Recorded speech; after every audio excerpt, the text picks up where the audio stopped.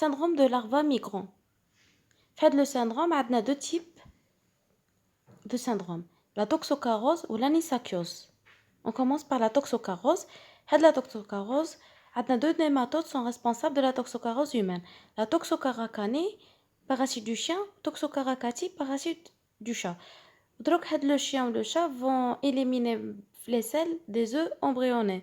Ou la contamination humaine se fait par l'ingestion d'aliments souillés par des œufs embryonnés.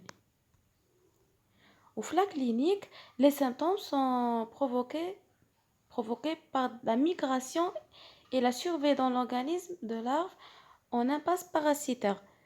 Les symptômes les plus fréquents sont l'asthénie, fièvre, hépatosplénomégalie, symptômes pulmonaires neurologiques ou des manifestations oculaires. Le parasite يدير migration à بزاف localisation في les organes.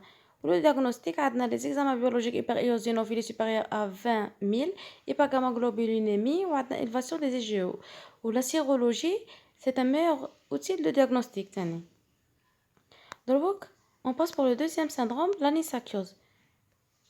قبل ما نبدو دائما نعرفوا باللي l'hôte définitif se contamine en ingérant un hôte intermédiaire. C'est l'hôte définitif, les cétacés ou pinnipèdes sont déjà contaminés. Bleu, parasite. C'est éliminer des œufs avec les selles. Les œufs vont s'embryonner et éclore pour devenir des larves L2. Qui ou les larves L2, les larves vont être absorbées par des crustacés et évoluent en L3. C'est crustacé est un hôte intermédiaire 1. L'hôte intermédiaire 2, le poisson ou le céphalopode, va ingérer le crustacé ou le L3 va se fixer sur la muqueuse gastrique de l'hôte intermédiaire.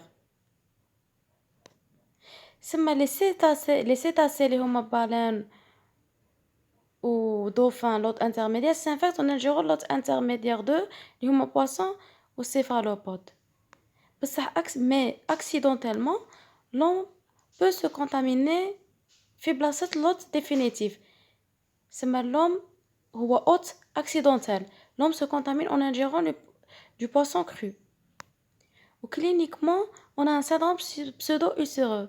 Le parasite, la larve va se fixer sur la lumière gastrique, on a des ulcérations, on a un syndrome pseudo-ulcéreux, on a des nausées, vomissements, douleurs épigastriques, diarrhée parfois sanglante. Pour le diagnostic, on dit l'endoscopie. L'endoscopie permet d'observer les larves dans la muqueuse digestive.